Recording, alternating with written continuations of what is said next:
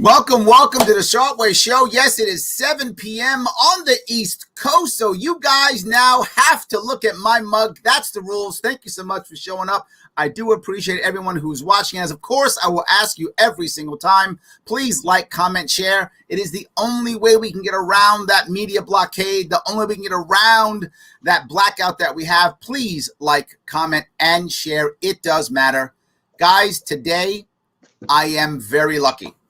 I have with me an entrepreneur, an edutainer, a great individual who considers himself an empowerment broker. The man himself, Seko Varner. How are you, sir? Man, I'm feeling bountifully blessed to be on the Sharpe Way today. I love that so much. I love that so much. The one of the major reasons why I wanted to have you on is because you think in a way that not enough people think. And that is, you're someone who thinks that the way that we grow as Americans, but particularly as people in brown and black communities, the black community in specific, that the way we're going to grow is by empowering not only each other, but ourselves individually too, right? Helping ourselves, helping our family and friends, and to move forward in a much more entrepreneurial spirit. I know you're about that. A lot of people aren't, particularly people who would call themselves and say that they're trying to support poor black and brown communities. Most of them, the first thing they think of, in fact, the only thing they think of is it's got to be a government program. That's the only way that can be. There's nothing else. But you think there's more than that. Tell me about that. Well, the reason I think there's more is because I like multiple streams of income. Okay. And so income is also like multiple streams of empowerment. Multiple streams of empower. Oh, I love that. Yeah. Okay. So, I mean, think about it. If you want to eat to be healthy, yeah, you're going to have vitamins. Yep. Primarily, you're going to have a lot of minerals because your body needs more minerals than anything else. You're going to need water. Yep. You're going to need vitamin D, hopefully from sunlight, but you can get it from some great foods as well. Sure. So you need multiple streams of empowerment. Got it. To live well. Live well. So the empowerment piece that I like, right? You do focus on ownership, which I do all the time. And I think you might know my story. Some of the people listening may know my story. I grew up in the South Bronx in the 70s. New York. Absolutely. That's where I grew up. And to get my family out of that, right? My parents, they went into an entrepreneurial hustle mindset, right? My father was a DJ on the weekends, and my mother, and this is disco era, 70s disco. This is Donna Summer and the Bee Gees, right? So that was a disco era. And my mother and I was a kid, 8, 10 years old. We were out cleaning houses and cleaning offices. And that's how we made extra money, so we could save enough money so we could move out. And to us, we moved out to Long Island, Suffolk County, and to us, that was like Jefferson's moving up to the east side. I mean, that was the Jeffersons for us, right? It was a big deal for us to move to Long Island. And I think you're in the same mindset, right? Absolutely. Look, I was born in Brooklyn, so salute to all the New Yorkers, salute to all the Brooklynites. Brooklyn is a blood type. All right, I'll leave it at that. But when you look, if we just take the beautiful city of New York City, and New York State for in general, you'll see that before there was a lot of government positions and public this and public that, those who migrated or immigrated to New York had to empower themselves through entrepreneurship. Yes. Right. So I think that tends to be the way. When I look at the great empires of, the motherland, Africa, those great empires had a strong financial basis to them. Yep, absolutely. They had tax laws. They had business strategies. Yep. They had women that were in charge of businesses. They had men in charge of businesses. Yes. Commerce. They traveled. They did trade with other nations. So and they even crossed the Sahara. They crossed the Sahara Desert to trade.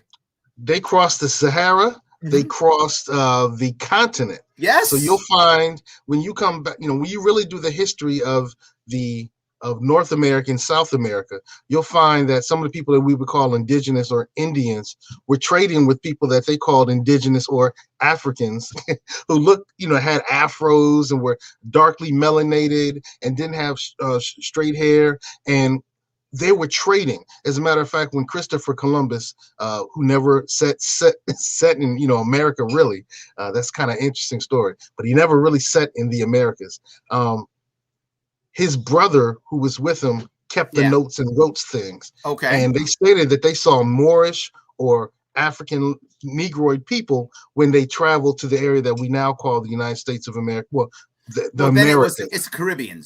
It was the Caribbean area. Right. Yeah, absolutely. Right. So we traveled and traded with everybody. So and I think that's what made things great. And I think we actually did the same thing when, I never forget what Killer Mike said. And Killer Mike did a series on Netflix, right? And he said, "Yeah, that was fun." Yes, you remember that, right? And one of the things he said that really stuck with me, and I to be clear, I want to do a disclaimer before I say this. I am not advocating for any type of segregation. I'm just explaining what he said. He said there was an advantage to segregation, and the advantage was there had to be black businesses because you couldn't go to the white ones. Right? So the advantage of segregation, there had to be a black shoemaker. There had to be a black guy who owned a diner. There had to be, black lawyers and black doctors because you couldn't go to the white ones. There were segregation laws. So by default, it forced the black communities to create their own communities by default. Again, like I said, not saying that segregation was good, but I am saying that what segregation created was many of these black Wall Streets that now actually began to grow because of black entrepreneurship. And that actually caused a lot of a government to come in and destroy those black Wall Streets because we actually started to grow ourselves. And I'll even go further. I'm sorry. No, you got something to say. Go ahead. No, I was totally agreeing with you. I would change one term. Please. I wouldn't say that, blacks were forced to create businesses. We did what people normally do. Oh, I like that. I'll take that better. Yes, I'll take what you said better. People normally do. They create enterprise. They create things. And so we did what people normally do under a discriminatory, segregated situation where we're always under a threat of violence if we seemed uppity. But we still did great things. Now, we can talk about that with my family because on my father's side of the family, my grandfather did a lot of things in a segregated area, and he had a great business, had a lot of land, and whites and blacks were able to go to his stores and, work with his businesses. Now, the blacks couldn't go to the white stores and businesses, but it's so it was an open way for the whites, generally the whites at that time, but we did work together, not because we were forced to, because that's what people generally do. And I love that. And this is, you always hear me say this. It takes government to perpetuate racism.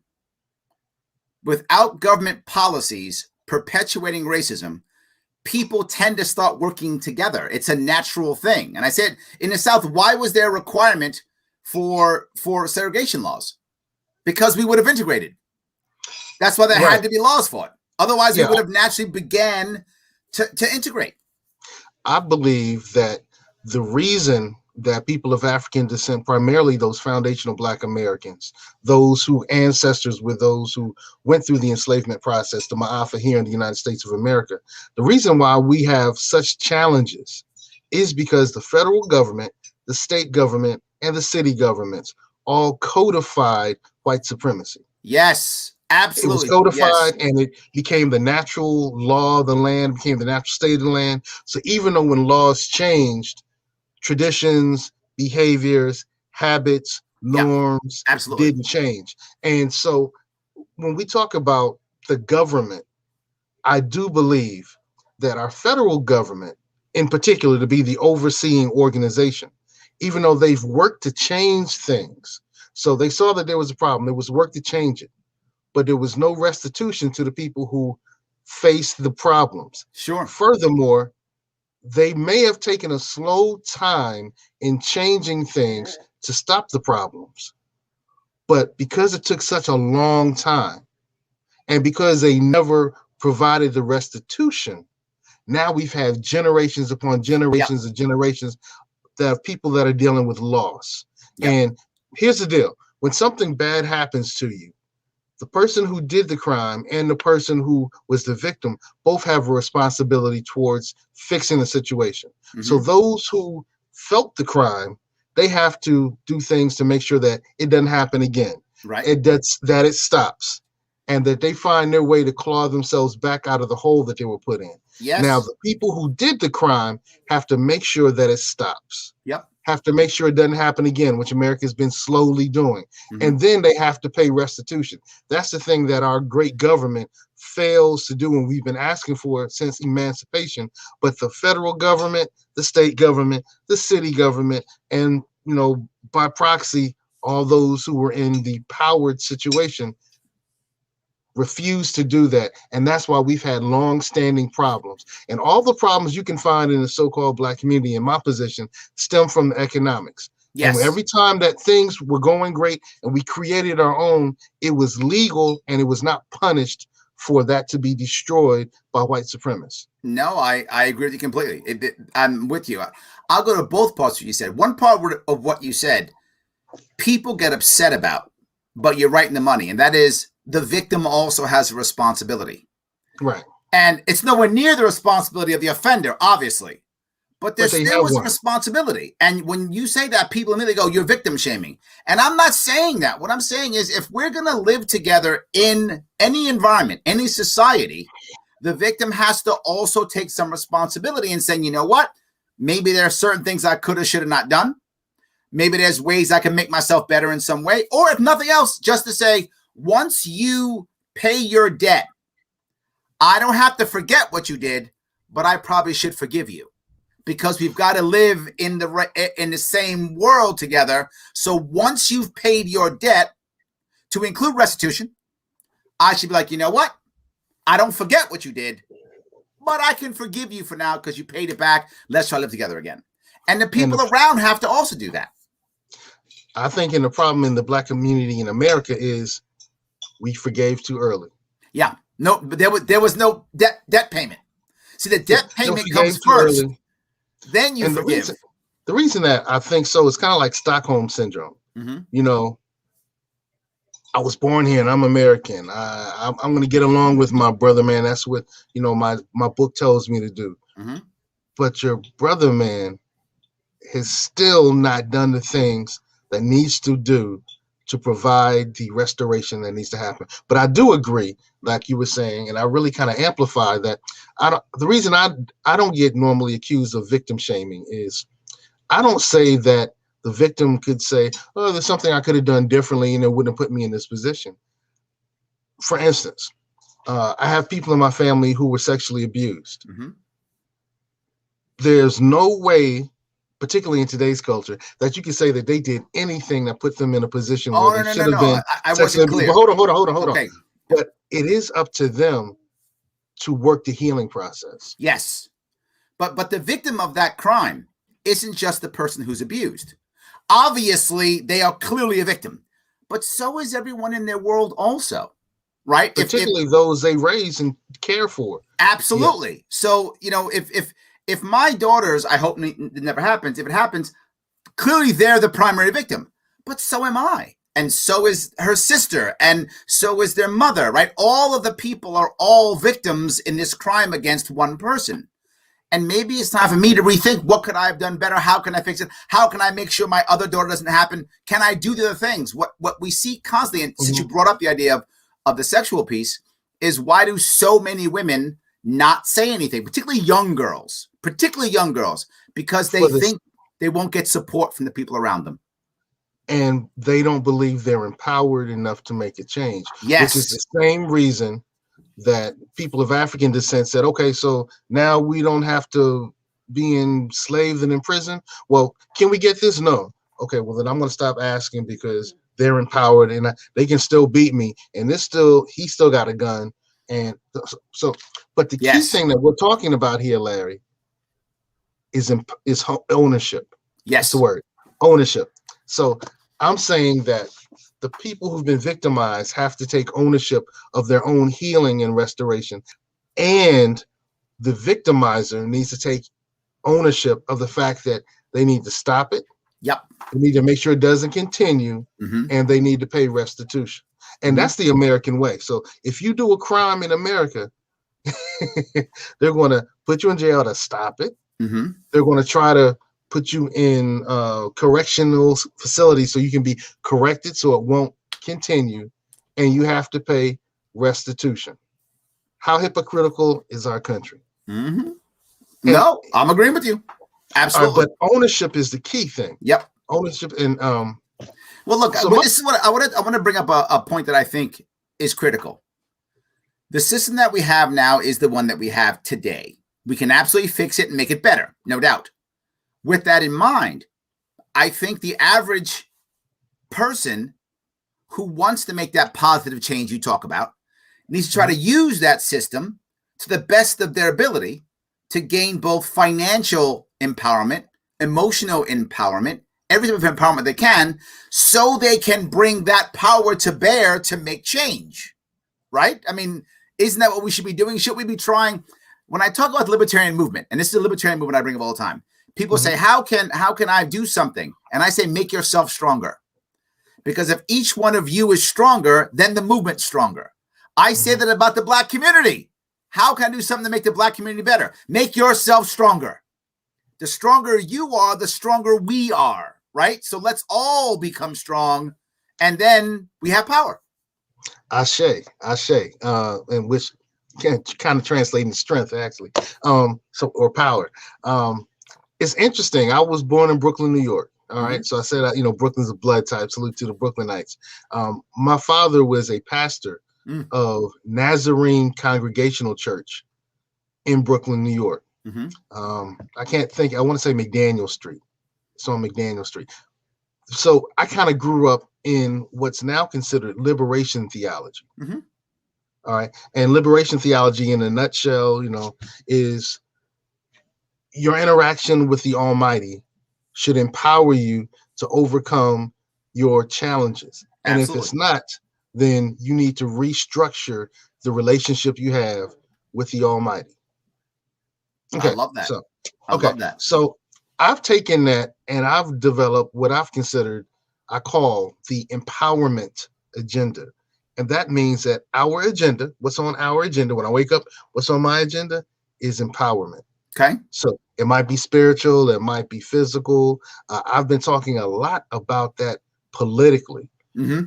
All right. And financially, so anybody knows me knows I'm going to talk about it politically, and I'm going to talk about it financially. I don't talk about it as much spiritually. And I'm kind of out of shape right now, so I'm trying to get back on that physical empowerment. The Rona wasn't good to me, man. I know the feeling. Yeah, it wasn't good to me. It's been good. There's some people when I didn't take the ownership of the opportunity to make it beautiful and bountiful. But you just said the most important thing.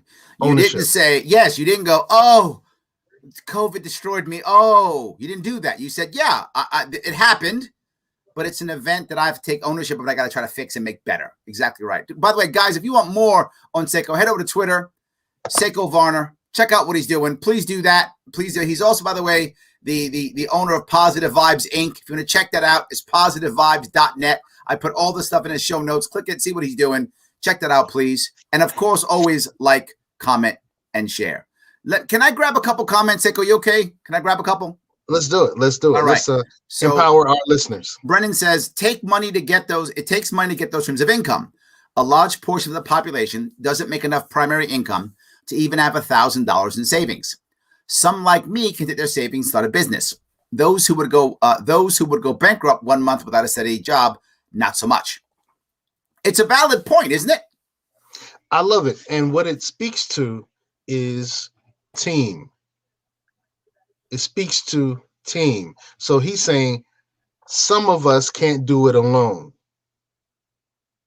But what's not being said is we can team up with people. Absolutely.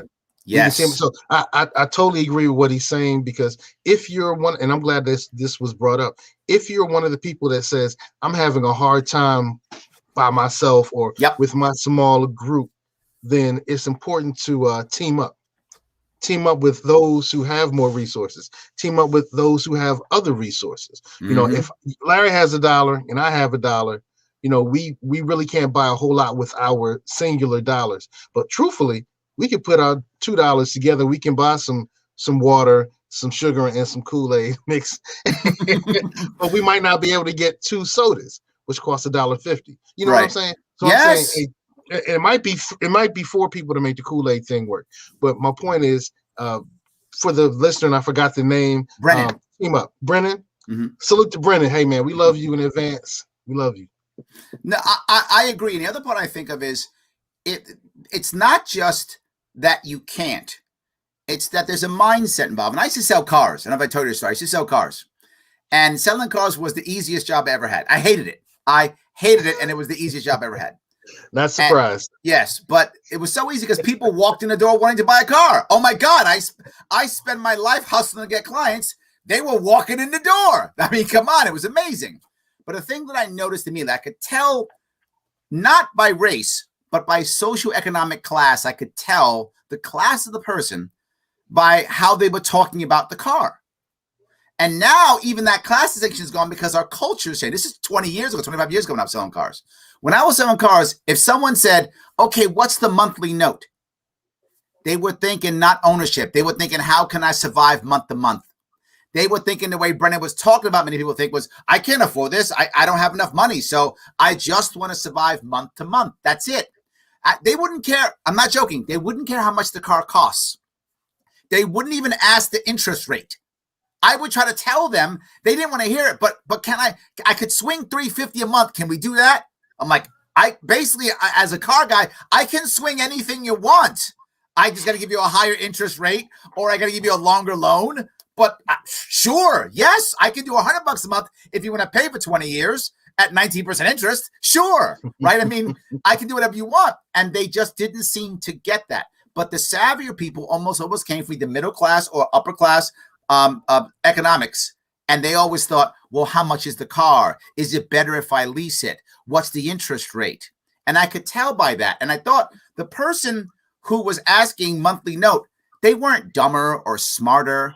They just didn't know any better because their economic group, their peer group, didn't even talk about that. Their peer group was in a rental mindset. And the sad part is, if you look now at America now, that was 25 years ago, 20 years ago. Now, that's most millennials, not all, but most millennials aren't even considering ownership of anything. They don't own a house, they don't own a car, they rent everything, right? Everything's a monthly subscription. They don't have the ownership mindset. And this goes what I always say, whatever starts in the hood goes to America. Always. Oh, interesting. Everything that starts in the hood goes to America. And now that's in America. Did I throw too much at you? God bless America. We're going to need it. If you're absolutely right, if you're 115% right, then God bless America, because we're going to need it. One of the things that remind your message, your talk reminded me of is I used to be a college and career counselor. So my background is in education and counseling. So I've done counseling, I've done in-home counseling, school counseling, teaching. So I used to be a college and career counselor. And one of the messages that I would tell the 9th graders is, don't just lock yourself into one thing. Try out a lot of different things so you have options. Because powerful people have options. Yes. People who are not powerful don't realize that there are options. You know, and so like a person, so I have a speech and it's called I Want You to Be Powerful. And I do this lecture with different groups. And I said, there are powerful people, there are people who are valuable, and there are people with little power. And the powerful people can uplift, employ, provide services and resources to themselves and to anyone else they choose. People who are valuable work for powerful people. And people with little value can't work for powerful people because they have little value. They can't work for themselves because they have little value. And they often get trapped in the cycles of poverty. Yes. Now, one of the things that people have to do, this is the second part of the lecture. I'm going to give you the cliff notes. The second part is, if you want to do what powerful people do, or if you want to do what somebody else does, you have to do what they do. So if you want to be unhealthy, do what unhealthy people do, and you'll get there, like I just did. If you want to be healthy, do what healthy people do, and you'll get there, like I used to be. Right. If you want to be wealthy, do what wealthy people do, and you'll get there. And so if you want to move from having no options, you just have to force yourself into having options. Then you'll have options. Wealthy, powerful people have options. So the people who were saying, is it better to lease or to own? Is this the best place to buy this car? Right. Can I get a better deal from Jose around the corner? Right. Will Tony up the street give me better financing? You know, those people who realized that they had the ability to walk away and say no, or not right now, or I'll come back, but they realized they had options, were always in a far more powerful position. Yes, agreed completely. Right? I remember when my mother and father were trying to get us out of the South Bronx, my mom didn't know what to do. Right, my mother was an immigrant, and both were uneducated. Neither of them went to college. Both uneducated. My mother. Where'd your mother immigrate from? Germany. Okay. Yeah, my father was in the army over there. Met her, back we go. So in that case, they neither were educated. They didn't have college degrees. My mother didn't even have a high school diploma, so it was limited on what she could do. Right? She was limited, but she did know. I know how to do things. Like I know how to clean stuff. I'm bilingual. Right? She knew those things, so she started to do those things. So she worked in a German restaurant because she spoke German and English. Then she worked in a German bank because she could do that. Right? And then she started cleaning houses of wealthy Germans, because many wealthy Germans would come to New York, right? And they had nice big houses. Clean their houses because she spoke German. So she used what she had to create more options to make more money, if that makes any sense. So it's exactly what you're talking about. My father loved music. He was all about music. He had all the cool, he had the big reel-to-reels back in the 70s. He had all that 8-track tape, all that stuff, right? So he said, that's what I know. That's what I love. What did he do? DJ on the weekends. That's how we made money. All I'm doing is I'm just magnifying what you just said with an actual story from my own family. It's exactly what happened. We just kept moving. I own a disc jockey company, so that's what Positive Vibes Incorporated is. We started off primarily as DJs, and we moved out to all forms of entertainment, and now we're doing media and things of that nature. So we have a lot in common, man. The last name Varner comes from Von, Vaughan, a German name. There we go. Different story. It's a long story. So let me grab a couple more comments if I could. Let's do it. Kathy says, maybe finding a different approach. In order to get a restaurant, you start out with special order buffets for venues or a street cart, then take part in profits to save for the bigger goal. A pizza company did that very thing here in Texas. They started out in the back of the pickup truck. It's what we're talking about, right? Yes. Yep. Thumbs up. Absolutely. So thumbs up. Thomas likes positive vibes. He likes it. Thank you, Thomas. There we go. Yeah, I see you have a couple of libertarians that check in the show. Oh, yeah. A lot of libertarians watch the show. Absolutely. Okay. It was important to get rid of Jim Crow laws and other forced segregation laws, but I think they started messing things up when they tried to force integration. That's something that should be allowed to happen naturally over time. Dan, I actually agree with you, and I think New York City and New York State are the perfect example of that. New York City never has segregation laws, yet we are the most segregated city in the country. Hands down. And I'm not making that up. Do your own homework. That's true. We're now trying have codified laws. Thank you. Yeah. Yes, but we had social stuff, didn't we? Yeah, we did. So yes, I think you're totally correct. We want people to allow to integrate. The problem we have after World War II was after World War II when they started giving out the mortgages to everybody, right? They literally had a rule on where the redlining rules, how many people of what ethnic background could be in every area. And again, if you guys think I'm making this up, do your own homework. You find this online if you want to. There was a percentage. I think it was 15%, that could be either Irish, because of course they thought the Irish were the low people, or the Italians, the low people, or the Jews, the low people. Those are three groups they have written in federal guidelines. Yeah, it's codified. Jews, Italians, and Irish. Those are the people they thought weren't the cooler people. You could have 15% of them or 30%, whatever the number was. You know how many black families you could have? 0. Not one. It was like 0. this. No, I mean, no, yes. Yes, that's what it was. Yes, and this again, federal guidelines, not like it's some guy's just mad and hates Italian people or something. No, this is federal guidelines for mortgages. So I think it happened again and again and again. Yes. So John says we always enjoy evenings with Larry. Thank you, John. I appreciate that. Charles is on. He says, "Yo, it's Seko." I appreciate that. Absolutely. Yes. Brennan is back. Brennan's got something to say. All right, Brennan. In the South, they use government to justify their racism and segregation, not to create it. Society creates segregation, and government is an institution of society. I disagree that it requires government to maintain it. A good positive example is that forcing businesses to serve African Americans helped normalize the action. Without that, it would have been years before some of these businesses voluntarily served African Americans. Brennan, I know. I think you're wrong on that, brother. I really do. I know that feels right, but I disagree. Go ahead, Seko. You're going to say something. I'm going to touch this too.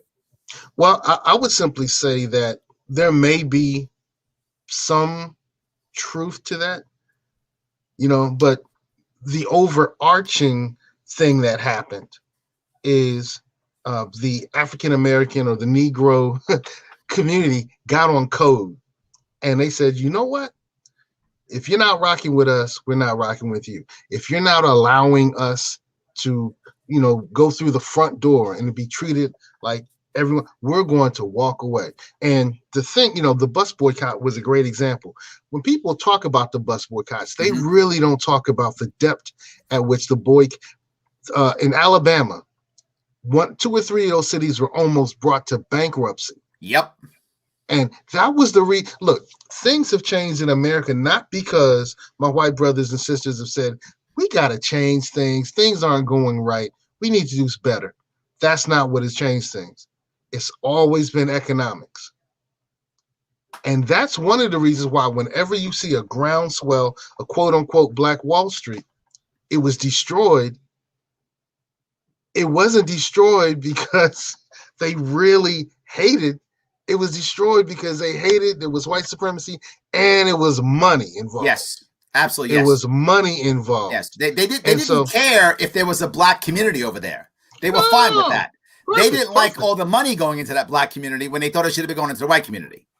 Absolutely. And they're like, hold up, these soldiers are coming back and they're spending all their money in the community, and we got to destroy that. Yes, absolutely. Because if they did not destroy that, and over and over, and see, Tulsa, Oklahoma was not the only site of Black Wall Street. Absolutely. That's why I said Black and Wall Street. And it wasn't the only one that was destroyed. Some of them were actually physically destroyed through mob terror. There's I have an image that shows all 75 of the biggest ones. All right.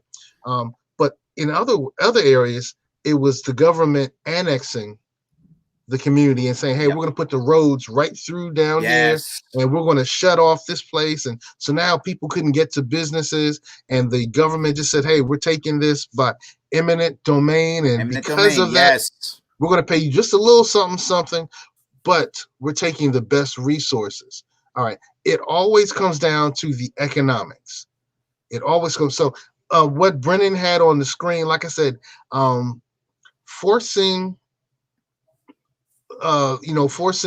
businesses to accept, they start fighting back, right? That's the reason they were forced is because the cities were bankrupting. Yep. And so that's the piece that Brennan's point didn't make. Yep. And that's the underlying piece, because the governments would not have done that. Though here, right? And that is, as soon as the Jim Crow laws were actually removed and it was past the 60s, what happened in the South is almost a miracle.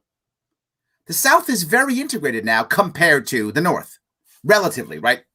When you look at, don't get me wrong, when it comes to work, the North is much better with work, meaning people that from backgrounds get together and work together. But when they go home, it's all back to their own communities. The South is actually better than the North in that regard, right? Again, still segregated, but voluntarily, but better. Look at all the mixed race couples in the South. You would think there would be hardly any. There's lots, just like the North, right? You would think, why? Because once everything was removed, people began to slowly integrate. And one of the biggest reasons why people don't like the other, whatever that other is they don't know anybody who is the other, right? If you don't like Italian people, you probably don't know any Italian people, or the one you know is a jerk, right? Or you don't like Irish because you don't know any Irish people, or the one you know is a jerk. But if you actually know a lot of people of the thing, whatever the other is, you tend to be like, you know what? There's good ones, there's bad ones. Fine, I'll take you. Fine, whatever. Now your culture may have told you, I don't want that person of the other in my family. That often happens. But will I have them in my world? Often, yes. If you know more of them and integrate with them more voluntarily, you tend to be okay with them being in your world, and then eventually, often even in your family. You bring them into your tribe. Humans are not racist naturally. We are tribal naturally. And then we're taught racism. We're taught that our tribe is our race or skin color. But we're not naturally racist. We're naturally tribal. If you're in my tribe, whatever that tribe is, then I'm with you because we're all in the same tribe. But if I'm taught that, oh, those people aren't part of my tribe, then I become racist if it's based upon race, or anti-Semitic if it's based upon religion, or insert thing here, right? That must be taught through stories that go into my world and in my head, and I go, oh. An example I give all the time is, if you were a woman born in 1920 Germany, right? Are you born not liking Jewish people? Of course not. You're a baby. You're just born. You don't hate anybody. But you had to be told stories over the next 20 years to make you believe that the Jewish people weren't good people, or were bad or evil, or whatever stories you were told, so that when they went into the camps, you were like, whatever, they're those people. But if you weren't told those stories throughout your life, and then they want to put them in the camps, you go, whoa, what are you doing? You can't put, I'm German, they're German. Why would you put them in the camp? What's wrong with you? Of course you would say that. But you were told stories your entire life for 20 years on how they're the other and they're bad or they're this. So now they go in the camp, you go, whatever, they're the other. You don't care. I think that's part of the story. Also, it's the environment. If you're in an environment where, because of, politics is a control of resources, all right? Okay. Economics is the control of resources. Sure. Okay. So if in a battle for control of resources, there's a group that's other, then there's going to be some tenuous situations. Now, the group that has the most power often will use damaging acts to hold the other group down so they can maintain empowerment. And by doing that, that helps facilitate an environment where there develops some what you might consider racism or bigotry, right? Sure. But I would say integration in many ways, forced integration, to go back to kind of what Brennan was saying, was like you were saying that Killer Mike mentioned, it was really a demeaning situation to the African American community. Because look, when the civil rights groups started, they weren't asking for integration. Right. They were asking for equal protection. They were asking for equity and equal protection, right? Absolutely. And the government said, we ain't going to give you nothing you asking for, but we'll let you sit with some of our people. We'll let you go to some of these stores because we're going bankrupt, and we need to make sure that we keep these store owners okay and our cities don't dissolve into chaos. Yes. So here's another example of when Africans America, people of African descent, foundational Black Americans, ADOS, whatever term you want to use, when we say, hey, something was wrong and it needs to be fixed, we're going to give you something else. And they did it again with, hey, you know what? We're granted citizenship, but we're not having equal access to public jobs. Right. Oh, we're going to make a situation where, you're going to be unable to discriminate on race. Right. As a matter of fact, we're going to say race, we're going to say immigration status, we're going to say gender, we're going to say this, we're going to say that, we're going to say that. So yeah, Black people, we see that you've been discriminated against and things have been done wrong, and we're going to fix that by helping everybody. Right. And by doing that, we're also going to make sure that our white women get the biggest benefit. So when you look at those laws that were created to hopefully bring some equity, the people who generated and benefited the most were white women and immigrants. And I have nothing wrong with white women, love them. I have nothing wrong with immigrants, love them. I have something wrong with our country who always puts others before those that they misserved. And then, No, yeah, it's I crazy. hear it constantly, right? And I feel it, right? The idea that when Martin Luther King Jr., Malcolm X, the big people of the 60s and 50s, That time period, right? right? That time period, they weren't talking about immigrants.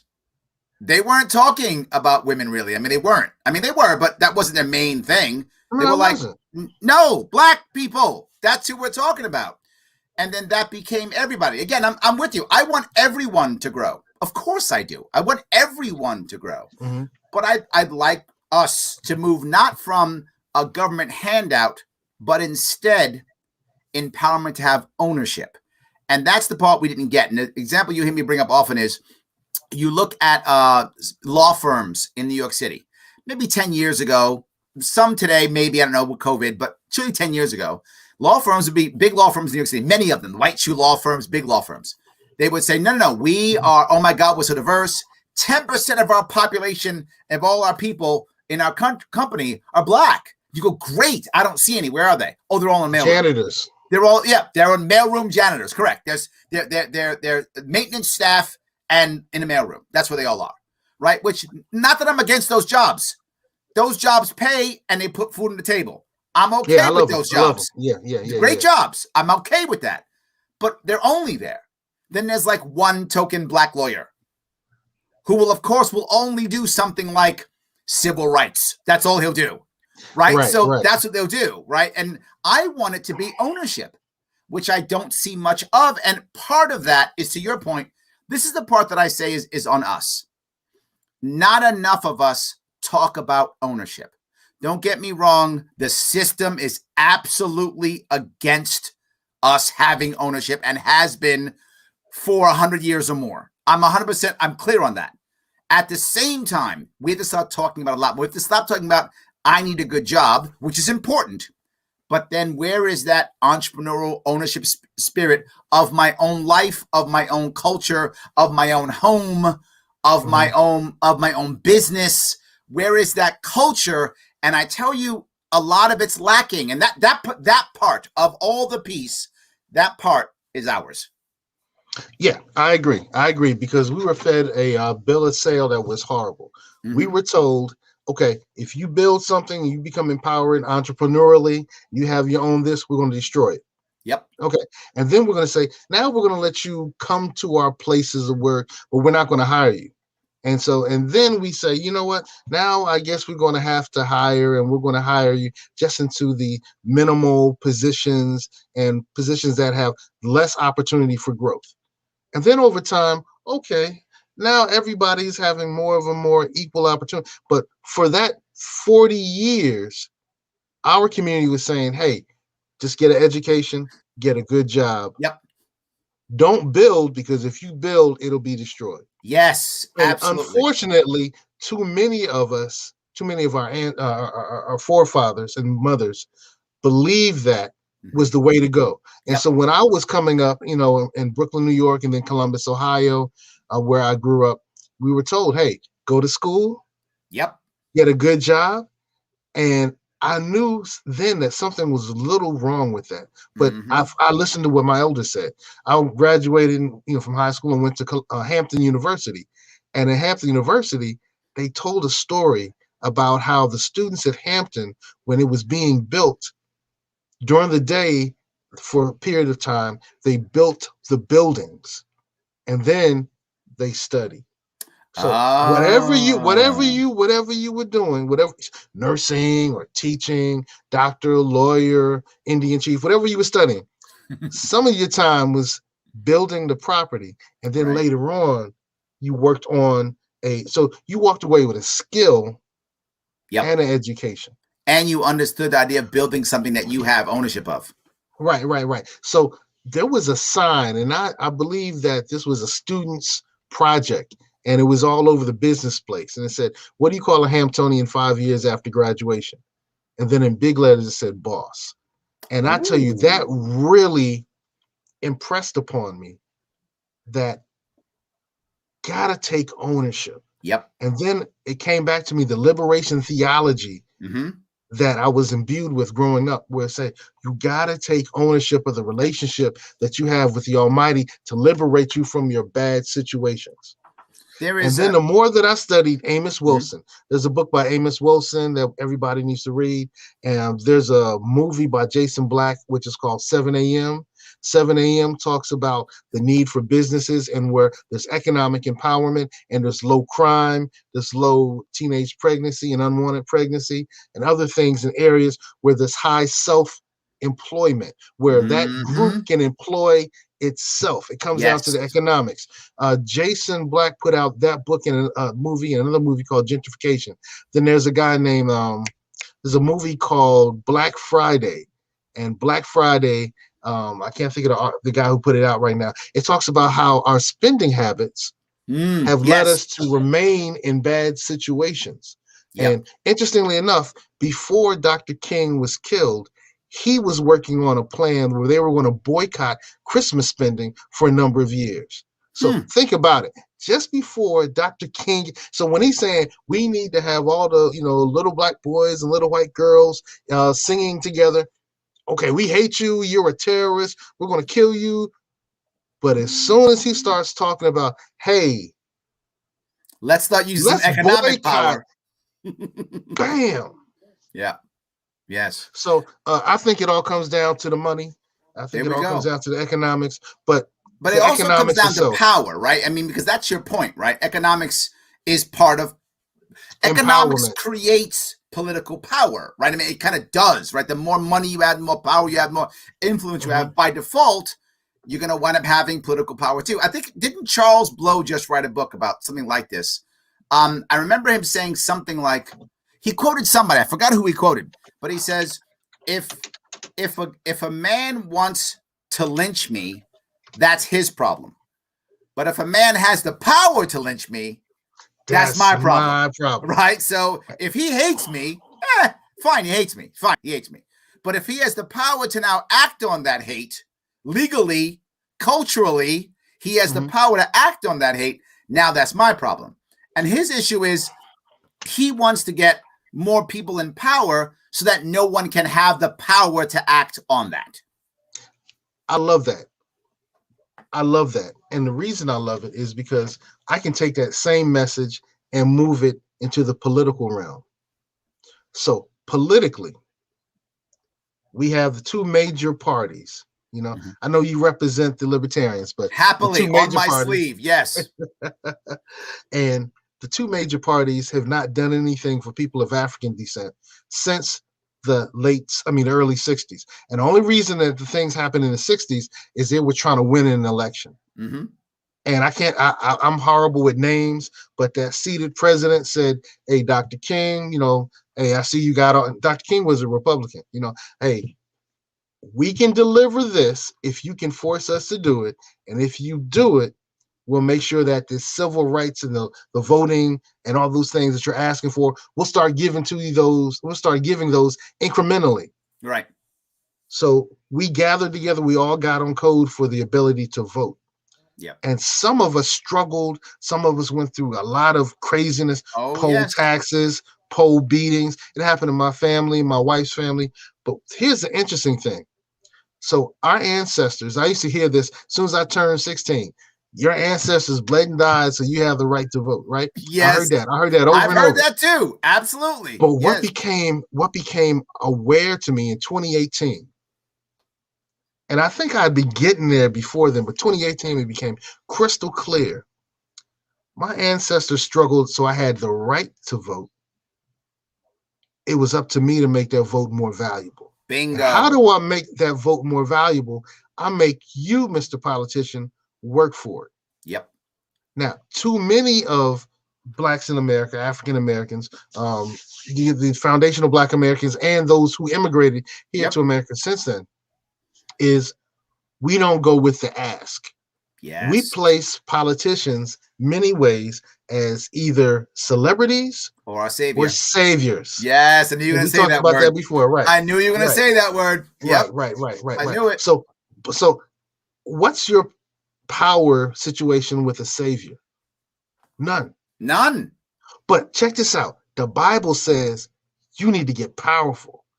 The Bible continually tells people to empower themselves. Yep. I think there's even a phrase where Yeshua says, "You'll do greater things with me than I am." I'm going to give you this power. I'm going to give you this power. Take this. Hey, I'm going to give you this power. You can walk on water. I love okay, it. I'm walking. Oh, I think I'm not worthy. So my point is, yes. We've been given opportunity. We need to use that opportunity to empower ourselves. So my piece is the empowerment agenda. We should focus solely on things that will empower us. Mm-hmm. And if that means we're going to have to sit back one time and say, I ain't rocking with either one of y'all until you rock with me. So Biden, sorry. Trump, sorry. Okay, I had another option. So this is the first time in my life I voted outside of those two parties. I voted for the Libertarian, Joe Jorgensen, and for the good brother Spike. Okay. And it wasn't because, and I said this in our other conversation, because I was voting against Trump or voting against Biden. I was voting for my interests. And at that point, the Libertarian Party had more in my interest. Now, the other thing was, I thought to myself, hey, if we can get enough people to vote for this party, then they'll be able to get on the stage. Yes. And then we'll have, what's the word? Options. Options. Absolutely. We'll have options. And so I was voting for something that had a little more of my interest in plan and to give me options. So I say that Americans in general and Blacks in specific, we need to get focused on things that will empower us. So if Twitter will empower us, do some time on Twitter. Getting your taxes together, getting your money together, getting your credit together, making sure that your child gets an education and a skill. Yes. An education and a skill. Absolutely. Making sure we can do things that will really empower us to really. So one of the things, and I'm going to say this very quickly, I'm a member of the Hampton Roads Black Caucus in Hampton Roads area, 757. Salute 757, Virginia. We're working on things that are going to make sure that people truly understand the power they have over the politics that impact their lives. Because here's the deal. There's more of us than there are of them. Yes. There's more of us who are not seated politicians than there are seated politicians. Seated politicians very often can't do some of the things they would like to do because of the politics of the seat. Yes. But they can be forced to do those things. Yes. They can be forced. They can be encouraged. And that's what our community needs to know, that you can say, if you want my vote, you got to do these things. You got to do these things. Check them off. Show me you did it. Then I'll work with you. No, I'm with you. Politics, quid pro quo. I do want to bring up the idea of election integrity, right? People are concerned. So since you just gave me the time, let me show you this quick commercial about election integrity. Larry Sharpe here, host of the Sharpe Way show. With what's going on right now in D.C., man, everybody's talking about the election. Did you believe it? Not believe it? You scared? You're not scared? Well, how do you kind of figure out where you really stand and where others stand? Guess what? There's a survey. Yes, there is. Head over to the advocates.org election integrity survey. Yep, there's one for that too. Head over there, take that test, a couple of minutes, 2 minutes at max. Take it, share it with others. Let people see what you thought, what you did, and let them take it too. See where they stand with other people in this country taking this test. How else are we going to have that conversation we need to have to discuss what's going on in our country and how can we trust and feel confident in what's going to happen in the future? Well, one way, the election integrity survey, theadvocates.org. That guy's right. And by the way, the link is in the show description. Click that, take that, and make my sponsors happy. I would appreciate that so much. And it's free. It's like 2-3 minutes, and it's free. So please do that. It's good. My sponsors like it. I like it, and we have good conversations. I do want to grab some more. We're getting a lot of comments. I want to grab some more comments if I could. Let's see here. Adrian says, Larry, you never mentioned you were an Islander at one point. I was. And I was an Islander in the 80s when the New York Islander hockey team was a good hockey team. So I was actually a big hockey fan as an older teenager. I was, because I was on Long Island and the Islanders were a good team. So yeah, so that's why I'm a Yankee fan from the Bronx. Giants fan from the Bronx because when I was a little kid, the Giants actually played in Yankee Stadium. People don't know that, but for sure they did. And now an Islander fan because that's where I was. So that's kind of where, and a Knicks fan because that's where Garden was the place I went. So that's kind of where my my loyalties lie, if that makes any sense. So, hey, all right. So Brooklyn is a blood type. Yes. Question for you both. Are you worried that increasing government programs and spending weaken the individual and make them and communities less resilient to future events that can't be predicted? Yes. I do too. I always say the more you bring in government, the more you remove community.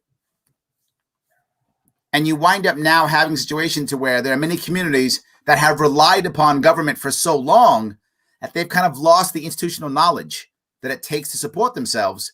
And you find that many communities where you look at the small businesses and none of the businesses that are open there are owned by anyone locally. They're all owned by somebody else right outside of the communities. And not just that, you're seeing it now with the COVID response, closing the schools down. There were very few people who are there to teach the children. But if you went back 30, 40 years, there were. Right? When I was a kid in the Bronx, I came home from school 4, 5, 6 years old, walking home in the South Bronx at 5, 6 years old. No one does that now. But you remember that? Yep, walking home, right? And I come home, and my parents both worked. So I'd go to my neighbor's house in the same big building, a big building, 6 stories high. Is that what you could think of? Apartment building complex I lived in. So I headed over to another neighbor. I always says, I think she was Puerto Rican. She might have been Dominican, but I think she's Puerto Rican. And because she would teach the kids, local kids there in English and Spanish. So she'd go over our homework and the whole deal. So we had an institutional knowledge in our community that supported the kids because not all the kids were good at school. Some were, some weren't. So we had parents there who were there to say, no, I'm staying home with my kids anyway. I'll help your kids out. And we had local tutors, literally. You didn't know some of the people there. And you know what we had to pay her? A couple of bucks in food. That's it. We had to bring food over. It was neighborly. Yes, absolutely. So I think, yes, Sam. I mean, I don't know. Are we on the same page, Seko, or no? Oh, yeah, I agree. There we go. So Connie says, I agree with teaming up. Our masterminds, hold groups, I love that, has a motto. It's a happy knock life. I like that. Very good. I like that. Good. Okay. Let's keep going. Nice image too. Good stuff. Brennan, I had a pre-approved loan when I went car shopping. They tried to upcharge me on interest, and I pulled out my lower interest pre-approval. They actually found me an even lower interest rate than my pre-approval. They felt silly. They felt silly getting caught trying to rip me off. Brennan, you're right, and that was one of the reasons, I hate to say this, why I hated selling cars. Selling cars, I don't know the industry. I'm going to tell you where I sold cars was exactly the horrible stereotype you'd imagine. They were all about scamming, hurting people, and people off. They all were, and I couldn't work there. That's why I left. It was an easy job, but I couldn't be unethical like that. Because Brennan, that story, that's not a lone story. No, that's it's a common not. Story. That's not. And that's a great story of empowerment. Yes. Because you had the wherewithal to say, I want to change the narrative. Mm-hmm. Because somebody says, here's the plate I want to offer you. And you can say, I have this. Oh, well, let me give you this plate. It's even better. And you know what? My father taught me that very same thing. So I was going to buy one of my first cars. And he said, go to the bank first, get pre-approved, and just have the letter with you. And so the same situation that Brennan just shared, which was a great example, I went through the same thing. So they said, this is how much it's going to cost you, da-da-da-da-da. And I said, well, I think I'm going to go to the bank. And then he said, oh, let me talk to my manager. And he came back with a far better deal. He beat the bank. There we go. Yeah, beat the bank. And so, Brennan, thank you for bringing that up. That's how we empower ourselves, by having something of value. So we have to empower ourselves by getting things of value, holding on to them, and using them at the beautiful times. Absolutely. I know what's coming to an end, so I'll let you pull it out, brother. No worries, no worries. Paula says, this motivates me. I like that. I love that. Yes. Josh says, I lived in the Detroit area for a few years in the early 2000s. Racial divide from suburbs to city was ridiculous. Oh, look at that. Yeah, D-Town was really kind of difficult. Watch the movie Detroit. That gives a really difficult to watch narration of some of that racial divide that Josh was talking about. So, hey, salute to you, Josh. Yes. Looks like he plays hula hoops. There we go. Seko, love the fraternity letters. My fraternity experience was so hugely important to broadening my horizons. Our frat, Pike, was next door to Omega Psi Phi House. They were great guys, and we used to have some good joint parties. I'm not sure what he means by joint, but I'm not going to even go there. I think he means all the above. Hey, Joe, we love you, man. Thanks for your comment. I'm glad you had some great times with my brethren. There we go. Anyone can support a business with their money or their feet. Yes, Kathy. Yes, absolutely. John says, this is why I'm all about blockchain decentralization beyond cryptocurrency. A voluntary-ish dream. It's coming. How do you feel about blockchain and cryptocurrency, Seko? It's a good question. Thank you, John, for that. Thank you. I jumped into it early, and I didn't know enough about it. So I still have, Bitcoin. Mm-hmm. But I'm not doing as much as I could with it. So it goes up, it goes down. Mm-hmm. I really don't even play with it. I'm really kind of focused now on the services I bring to real estate investors. So I work with a couple of funds, and I'm able to provide these real estate investors with 90% of the purchase price, 100% of the rehab costs. So that's kind of what I'm focused on right now outside of teaching. So during the day, from 7 to 2 in the afternoon, I teach. Mm-hmm. The public schools, and then I do my help with investors. So I haven't paid a lot of attention, rather, to Bitcoin, and I should, because I do see that's the way. It's going to be the way. Yeah, I think that the technology is going to keep growing and getting better, and people are going to start making the underground in cash in some way, whatever the appropriate coin will be. I don't know if it will ever actually be Bitcoin or not, but whatever, there's going to eventually be some kind of cash that will go back and forth that'll be a bit more stable. I don't know what that number, I don't know which one it is. I mean, in theory, if Bitcoin explodes to a certain level, it might level out and become a more stable, coin. But I don't know. Right now, I think it's still an investment. Right. Well, it's like Forex. I used to be involved with Forex investing. And so we knew we had the yen, we had the USD, everyone had their own currency. So having multiple currencies is nothing new. Right. Having multiple currencies in a digital platform is something new. So yes. I would say if you don't know about it, learn about it. Forex, by the way, is foreign exchange. For those of you who don't know what Forex is, that's what it stands for. So, yeah. Matt Ferraro says, how can we get rid of barriers for entry in entrepreneurship, which disparately affects minorities from low economic populations? I say it's about ending licensing. That's one of the biggest things. Ending licensing and allowing it to, instead of being a license, to be a credential. Showing that some people can afford to make the next level to step up to a credential, while others can't. They can't do that. So, guys, Seko, anything you want to bring up before we wrap this up? Wow. Can we just take one last question or a comment? Yeah, absolutely. Yeah. I have tons of them. It's that people love you. They love you here. Amazing content, you two. Okay. I love this analogy. And more people have libertarian friends. Yeah, so all kind of good stuff, Ohio, yes. I knew I liked Seko. You are you're winning. Whatever you're doing, winning. So, guys, if you want more on Seko, heading over to Twitter at Seko Varner. Also, if you care, positivevibes.net is his company. If you want to see what he's doing and how he's acting and all the stuff he's got going on, I'm sure he's happy. Plus, he also is a host of his own show. So if you want to watch his show, you can always do that too. I was on it. For those of you who don't know that, I was on it the other day. So it was a blessing. Oh man, Larry was a blessing to the show. The Beach Brothers show we deal with Virginia business and politics. So you can find us on YouTube. You can find us on Facebook. The Beach Brothers show. I live in Virginia Beach, Virginia. And Larry, next time you're in the area, I have a coffee for you, brother. I love it. I appreciate it. Guys, thank you all for watching. I really appreciate it. Seko, thank you for coming. I will see all of you guys. Actually, I'm going to be, believe it or not, I'm going to be on Clubhouse in about 20 minutes. You guys want to go on Clubhouse? I can talk to you there, or I will see you all tomorrow.